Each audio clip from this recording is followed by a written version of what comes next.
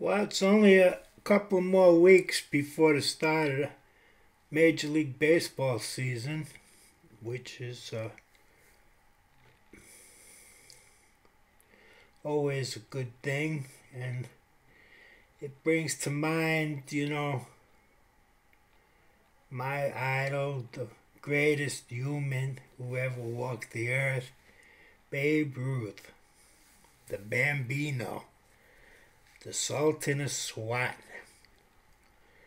And the Babe was the ultimate human.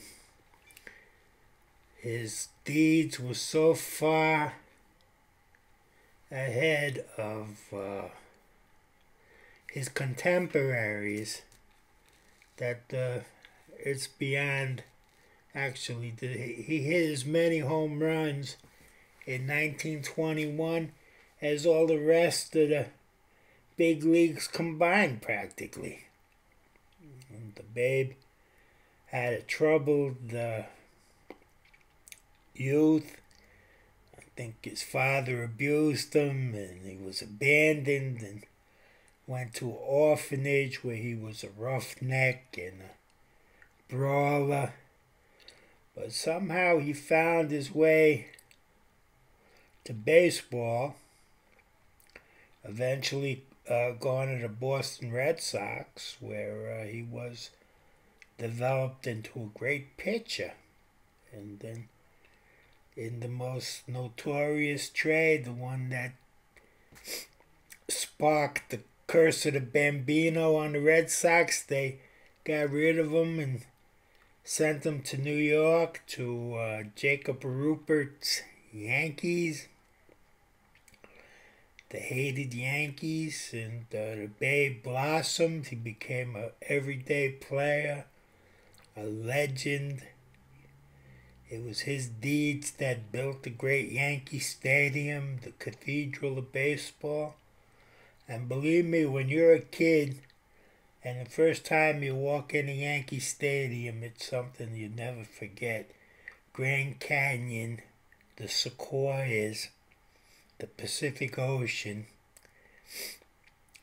the Rocky Mountains, the Mississippi River, all pale before, at least the old Yankee Stadium. I don't know what kind of new thing they're going to build up there, but certainly it's one of the great mysteries to me is why there's not a national holiday, Babe Ruth Day. But I guess, it's been 60 years since the Babe died. And,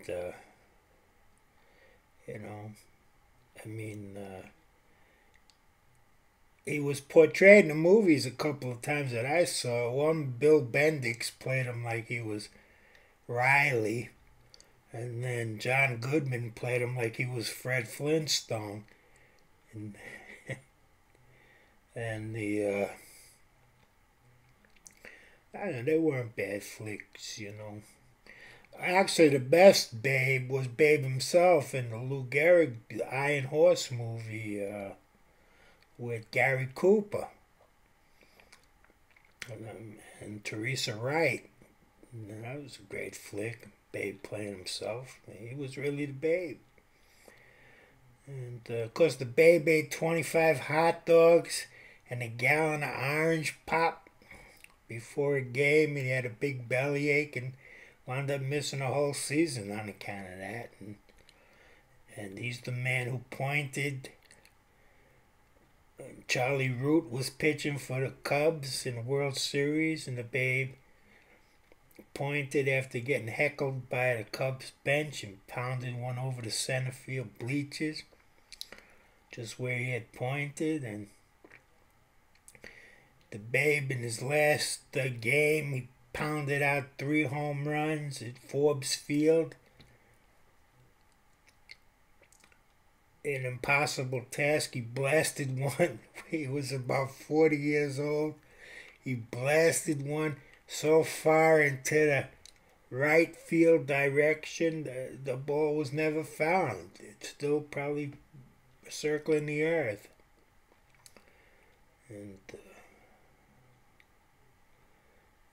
the legends and the camaraderie, the Babe in his glory. I mean, these are things incomprehensible in modern times. The Babe didn't need any steroids, a few hot dogs and a beer and I guess a can of spinach was all the Babe needed to maybe a pint of scotch to keep him going. Just, he hit 60 home runs in 1927.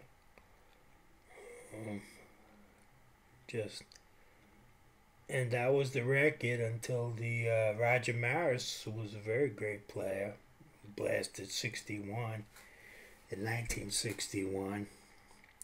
But certainly without the panache of the Babe. Anyway, I don't want to run out of my allotted minutes here on YouTube. And there's the Babe. Let's see if we can get a good shot of him. There he is. The mighty Bambino himself, Babe Ruth. Born February 6, 1895, and died August 16th, 1948. The greatest of them all, Babe Ruth.